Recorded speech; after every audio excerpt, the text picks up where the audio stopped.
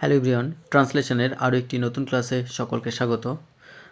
যারা ক্লাসটি দেখছেন তাদেরকে অনুরোধ তারা কোনো রকম স্কিপ না করে প্রথম থেকে ক্লাসটি দেখতে থাকুন, তাহলে আশা করি ক্লাস থেকে তোমাদের খুব হেল্প হবে। এবং যারা পিএসসি ক্লার্কশিপ বা অন্যান্য ডেসক্রিপটিভ ইংলিশের জন্য প্রিপারেশান নিচ্ছেন তারা অবশ্যই চ্যানেলটি সাবস্ক্রাইব করে পাশে থাকা বেল আইকনটি প্রেস করে রাখবেন।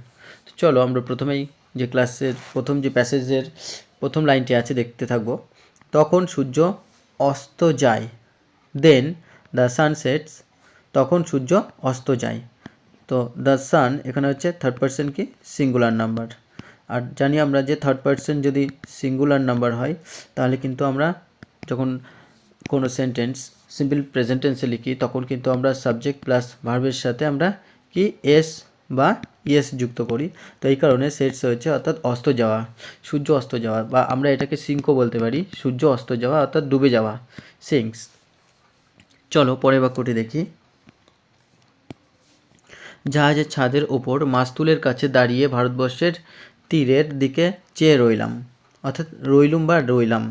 তাহলে আই স্টুড, আমি দাঁড়িয়ে রইলাম, on the roof of the ship, জাহাজের ছাদের উপরে, নিয়ার দ্য মাস্ট অর্থাৎ মাস্তুলের কাছে, and looked towards the shores of India, এবং ভারতবর্ষের তীরের দিকে চেয়ে রইলুম বা তাকিয়ে রইলাম।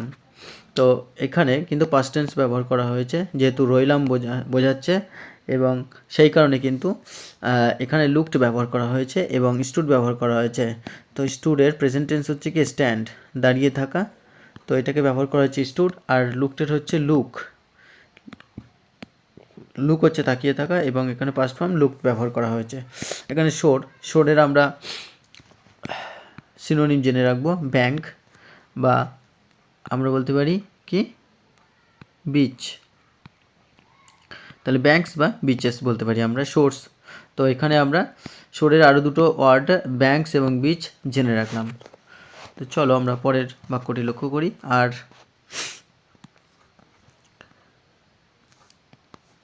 সমুদ্রের জল সবুজ, তীরের রেখা নীলাভ, আকাশ মেঘাচ্ছন্ন।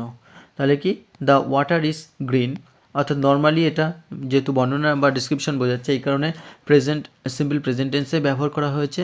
দ্য শোর লাইন ইজ ব্লু, অর্থাৎ তীরের রেখা নীলাভ, দ্য স্কাই ইজ ক্লাউডি, আকাশ মেঘাচ্ছন্ন। তো এই শোর লাইন হচ্ছে তীরের রেখা, যেটাকে কিন্তু আমরা বলতে পারি যে কোস্ট লাইনও বলতে পারি, কোস্ট লাইন বা তীরের রেখা। এবং এখানে আমরা ক্লাউডি মেঘাচ্ছন্ন, তো ক্লাউডিটাকে আমরা বলতে পারি ফাজি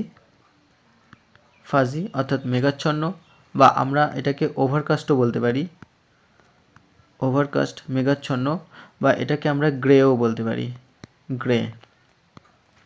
তো ক্লাউডের আমরা এতগুলো ওয়ার্ড জেনে রাখবো আমাদের সুবিধার জন্য। তো চলো পরের বাক্যটি দেখি।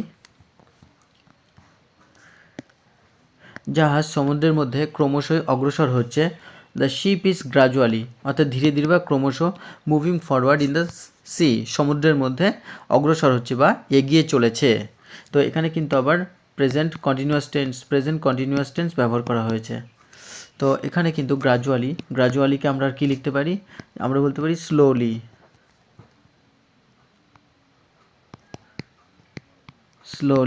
বা আমরা বলতে পারি যে বিট বাই বিট অর্থাৎ ধীরে ধীরে। আর এখানে আমরা মুভ ফরওয়ার্ডকে কিন্তু আমরা গো ফরওয়ার্ডও লিখতে পারি, সামনের দিকে এগিয়ে চলা, গো ফরওয়ার্ড। তো চলো পরের বাক্যটি আমরা দেখি।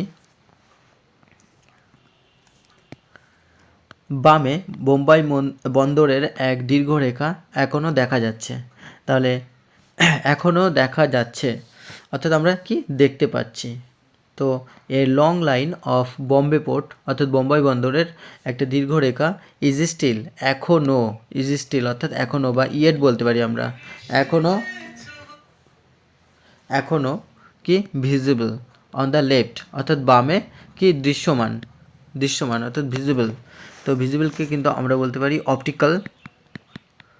অপটিক্যাল বলতে পারি, বা আমরা কিন্তু এটাকে পারসেপ্টিবলও বলতে পারি, অর্থাৎ দৃশ্যমান। আর অন দ্য লেফট হচ্ছে বিপরীত দিকে। তো যখন লেফট রাইট এরকম বোঝায় তখন কিন্তু আমরা অন ব্যবহার করি, on the left, on the right. তো চলো আমরা পরের বাক্যটি দেখি। দেখে মনে হলো আমাদের পিতামহের পুরাতন জননী ডাকছেন। তাহলে ইট সিমড অর্থাৎ দেখে মনে হলো বা এটা মনে হলো like our grandfather old mother অর্থাৎ পিতামহের কি জননী ওয়াজ কলিং ডাকছিলেন বা ডাকছেন। তাহলে কী হবে, ইট সিমড মনে হলো, যেহেতু এটা পাস্ট টেন্সে তো এটাও কিন্তু আমরা পাস্ট টেন্সে করেছি, অর্থাৎ এটা পাস্ট কন্টিনিউয়াস টেন্সে করেছি, যেহেতু এটাকে পাস্ট টেন্স রয়েছে। তো সিমড হচ্ছে দেখে মনে হলো বা মনে হয়েছিল, বা ফেল্টও বলতে পারি আমরা কি বলতে পারি, ফেল্ট। সিমডের বদলে আমরা ফেল্ট ব্যবহার করতে পারি, বা আমরা থট ব্যবহার করতে পারি, বা লুকড বলতে পারি, বা দেখে মনে হচ্ছিল অর্থাৎ অ্যাপিয়ার্ড আবির্ভূত হয়েছিল, মনে হয়েছিল, অ্যাপিয়ার্ডও বলতে পারি।